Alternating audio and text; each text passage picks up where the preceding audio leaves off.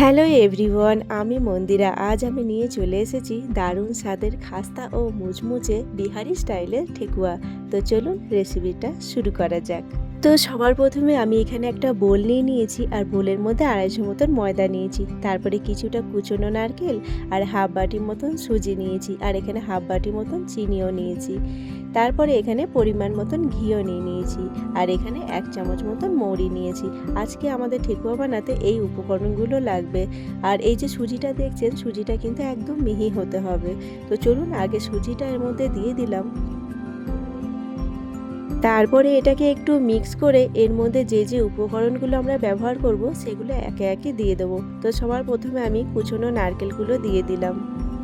আর এই কুচনো নারকেলগুলো দেওয়ার পরে আমি এখানে হাফ বাটি মতো যেটা চিনি নিয়েছিলাম সেটাও এখানে দিয়ে দিলাম। চিনিটা কিন্তু আপনারা কম বেশি করতে পারেন, আমি পরিমাণ মতো নিয়েছি তাই পুরোটাই দিয়ে দিলাম। আর এগুলো কিন্তু নারকেলের টুকরো। আর এখানে 1 চামচ মতন মৌরি নিয়ে নিয়েছি। তারপরে সব উপকরণগুলোকে ভালো করে মিক্স করে নেব। তারপরে এখানে নিয়ে নিলাম পরিমাণ মতন একটুখানি নুন, কারণ নুনটা কিন্তু স্বাদও বাড়ায় আর ব্যালেন্সটাও ঠিক করে দেয়। আর তারপরে নিয়ে নিলাম এখানে আমি ঘি।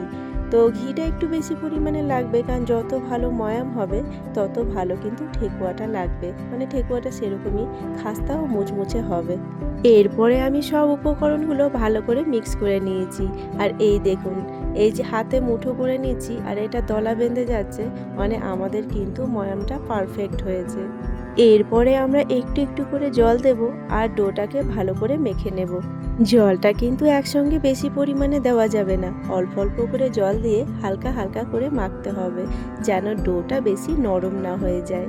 আর এই দেখুন, এখানে কিন্তু আমার ডোটাও পুরো রেডি হয়ে গেছে। খুব শক্তও হবে না, খুব নরমও হবে না। এই পর্যায়ে থাকলে ঠেকুয়াগুলো কিন্তু খুব খাস্তা ও মুচমুচে হবে।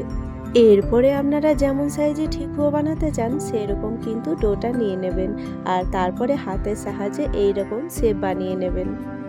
এখানে আমি আরও কিছুটা ডো নিয়ে নিলাম, তারপরে এরকম হাতের সাহায্যে শেপ দিয়ে নিলাম, আর এটাকে আমি পাতার ডিজাইন দেব।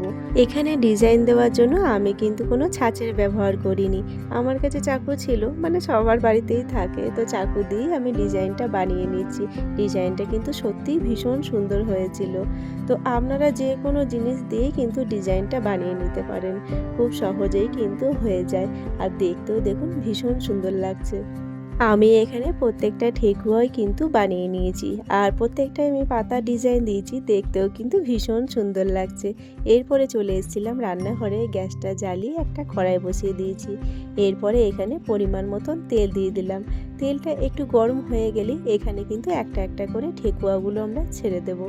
তবে কড়াইয়ের মধ্যে একসঙ্গে অনেকগুলো ঠেকুয়া দেওয়া যাবে না, কারণ আমরা তো ঠেকুয়াটা ময়দা দিয়ে বানিয়েছি, সেই কারণে ঠেকুয়াটা কিন্তু অনেকটাই ফুলবে। সেই জন্য কিছুটা জায়গা রেখে দিতে হবে। আর হ্যাঁ, এখানে কিন্তু গ্যাসের ফ্লেমটা একদম লো করে দিতে হবে, নইলে ওপর থেকে তো লাল লাল হয়ে যাবে কিন্তু ভেতর থেকে পুরো কাঁচা রয়ে যাবে। তো গ্যাসের ফ্লেমটা একদম কমিয়ে হালকা আঁচে ভাজতে হবে। আমার তো ঠেকুয়া খেতে ভীষণ ভালো লাগে। ইচ্ছে ছিল ছট পুজোর সময় বানাবো, কিন্তু সময়ের কারণে আর হয়ে ওঠেনি। প্রথমে ভাবলাম যে ছট পুজো পেরিয়ে যাওয়ার পরে আবার ঠেকুয়া বানাবো, কিন্তু তারপরে ভেবে দেখলাম খাবারের জিনিসের কোনো আবার টাইম হয় নাকি। খাবারের যখন ইচ্ছে হচ্ছে তখন ঝটপট বানিয়ে ফেলি, কি বলুন বন্ধুরা। এখানে ঠেকুয়াগুলো একটু একটু করে লাল লাল হয়ে এসছে, আর খুন্তির সাহায্যে আমি একটা একটা করে ঠেকুয়াগুলো উল্টে দেব। আর একটু ভাজা না হলে ঠেকুয়াগুলো কিন্তু উল্টানো যাবে না, তাহলে কিন্তু ঠেকুয়াগুলো ভেঙে যাওয়ার ভয় থাকবে। আমি এখানে সব ঠেকুয়াগুলোই খুন্তির সাহায্যে আস্তে আস্তে করে উল্টে দিলাম। তারপরে প্রত্যেকটা ঠেকুয়ায় কিছুটা সময় ধরে ভালো করে ভেজে নেব, কিন্তু হ্যাঁ, গ্যাসটা কিন্তু লো ফ্লেমেই থাকবে। গ্যাসের ফ্লেম কিন্তু একদম বাড়ানো যাবে না। আর এখানে দেখুন ঠেকুয়াগুলো কিন্তু খুব সুন্দরভাবে লাল লাল করে ভাজা হয়ে গেছে। এরপরে আমি ঠেকুয়াগুলোকে ছেঁকে তুলে নেব। তারপরে আর যে বাকি ঠেকুয়াগুলো আছে সেগুলো একই পদ্ধতিতে ভেজে নেব।